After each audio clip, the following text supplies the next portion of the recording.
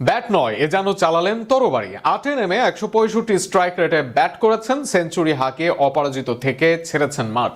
একই সাথে বল হাতে হলেন দলের সবচেয়ে ইকোনমিক্যাল। বিকেএসপিতে সামিউন বশির রাতুল যেন জানান দিলেন আর এক সাকিব আল হাসান আসছে বাংলাদেশের ডেরায়। রাতুলের এমন পারফরমেন্স ও তাকে ঘিরে প্রত্যাশা নিয়ে থাকছে প্রতিবেদন।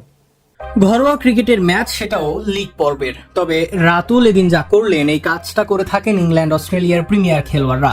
তুলনায় অনেকেই ভাবতে পারেন মজা করছি বোধ হয়, তবে রাতুল কাজটা করলেন মাঠেই। যখন নেমেছেন তখন 6 উইকেট হারিয়েছে তার দল, ম্যাচে তখনও হয়নি 23 ওভার। রাতুল এই শেষ স্বীকৃত ব্যাটসম্যান। অন্য অনেক বাংলাদেশি হলে এই জায়গায় ডিফেন্সিভ খেলে ম্যাচ লম্বা করার চেষ্টা করতেন অথবা চাপ তৈরি করে ফিরে যেতেন দ্রুত। ম্যাচে তখন অল আউট হবার সংখ্যা রূপগঞ্জের, আর সেখানে থেকে রাতুল তুলে নিলেন শতক, সেটা 165 স্ট্রাইক রেটে।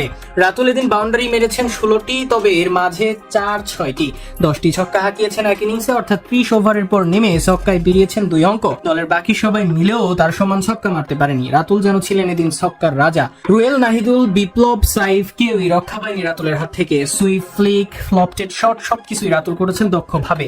113 মিনিট ক্রিজে ছিলেন, শেষটা করেছেন ছক্কা দিয়ে। রাতুল নামার পর দল তো কলাপস করেনি, উল্টো করেছে 180 রান। শেষ 10 ওভারে রাতুলের জন্য দল করে 113 রান। বাংলাদেশের প্রেক্ষাপট যা তো অনেকটাই স্বপ্নের মতো। ব্যাট হাতে এমন পারফরমেন্স করা রাতুল মূলত অলরাউন্ডার, তবে তার প্রাইমারি রোল বোলার। লিস্ট এ ক্রিকেটে এর আগেও পেয়েছেন 5 উইকেট, ব্যাটার দিয়ে করিয়েছেন নাভিশ্বাস। লিজেন্ড অব রূপগঞ্জের হয়ে এবার ব্যাট হাতে পেলেন ঝড়ো শতক।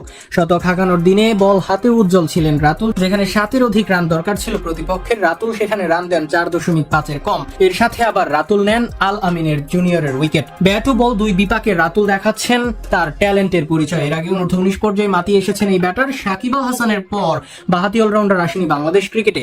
রাতুল সেই অভাব পূরণ করুক, হোক সাকিবের যোগ্য উত্তরসূরি, সেই প্রত্যাশা কোটি ভক্তের। রাতুল যেভাবে শুরু করেছেন তাতে হয়তো এই কাজটা করতে খুব বেশি দেরি হবার কথা নয় তারও।